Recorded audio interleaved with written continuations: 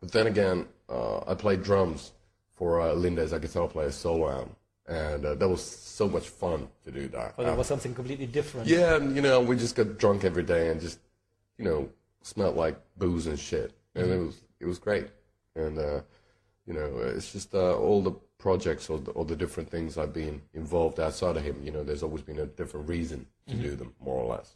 And I've done like backing vocals for a couple of bands and stuff like that, and that's just been since I knew the guys who worked in the studio. So I was just drinking beer and smoking cigarettes and doing a couple of oohs and ahs. But the main thing was Das wilde Leben, the soundtrack with Natalia Avalon, Summer Wine, which is quite different to Cradle of Filth, I think. So was that fun too, or was it more like the business side?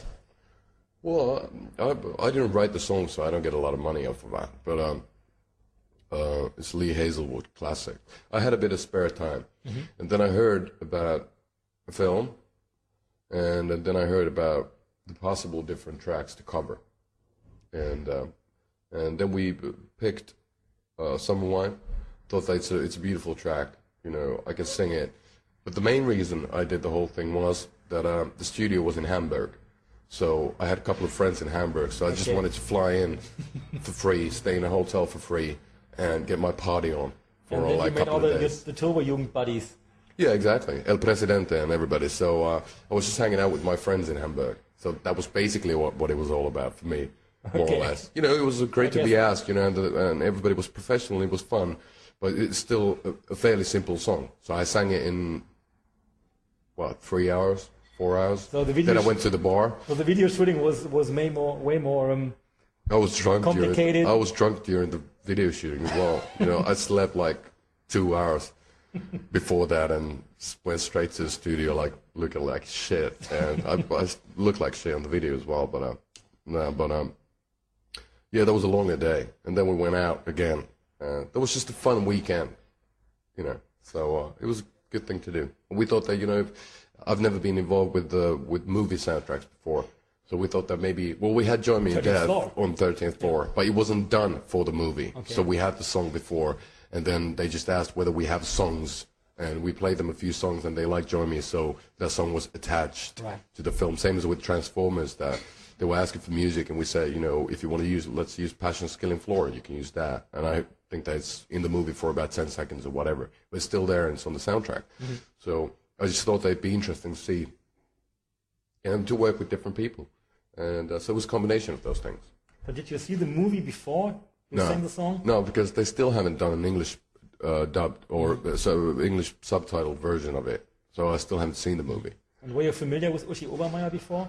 Not really. She's not that well known over in Scandinavia. So my dear friend Silke, she explained me the whole story and the whole thing, and that got me intrigued. And it was just a funny thing. You just gotta go with the flow, with your gut feeling. If you feel good about a project, just go for it. Well, I didn't have anything to lose. If the movie would have bombed, it wouldn't be my fault. Yeah, right. So, and if the movie would have done well, it wouldn't be all my glory, more or less. If you know what I'm saying, Yeah, I got you. So it was a win-win situation in that sense. I got to meet a lot of professional people and sing a nice song with a beautiful lady and do a nice video for it. And then we were really surprised. I ended up being on the radios all over Europe for months and months. And it's some countries, I guess in Greece, for example, it was number one for about 11 weeks. And Germany was number 2, I guess, for a couple of weeks as well? Yeah, something like that. So that was crazy. And it's funny how, at times, it was just a cover track. Somebody played it to me. I'll say, yeah, that's a fun track to play. Let's go, and I'll have my party on in Hamburg. And all of a sudden, it's on the charts. I guess nobody expected that the reason for this song was the Turbo-Jugend buddies in Hamburg. Yeah, all hail Turbo-Jugend. But well, not the only reason, but that was part of the whole thing. And then at times you can work on an album or a song for months and months or years, and it never makes the charts. So that's the funny thing. Talking about Turbo Negro, Henk von Helvete, he found out that drugs aren't always fun, and you as well. Is it okay for you to talk about the rehab? Oh, yeah, sure. Well, it was booze for me. I was drinking way too much. So it was just doctor said to me that I got to stop or I'm going to die. And I was in a situation where I couldn't stop myself, because there was so much work to be done. So what I you know, to alleviate the stress was always to go into a bar. But then when your day start off with like fucking 2 6-packs of Stella Artois, and then you vomit, and then you drink a 6-pack more before you go into the studio to listen to mixes, that's fucked up.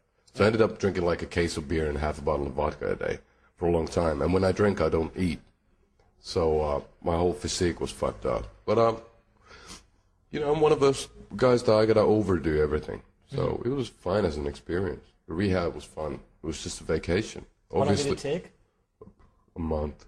You know, well, I've been sober since that. So I've been sober for more than 9 months, which is the longest time since I've been 14. You know, so you know, it's a long time for me. But it's fine. You know, I have a bit more energy on tour, sleep better, sing better, and you know, it's okay. But it's more boring as well. You know.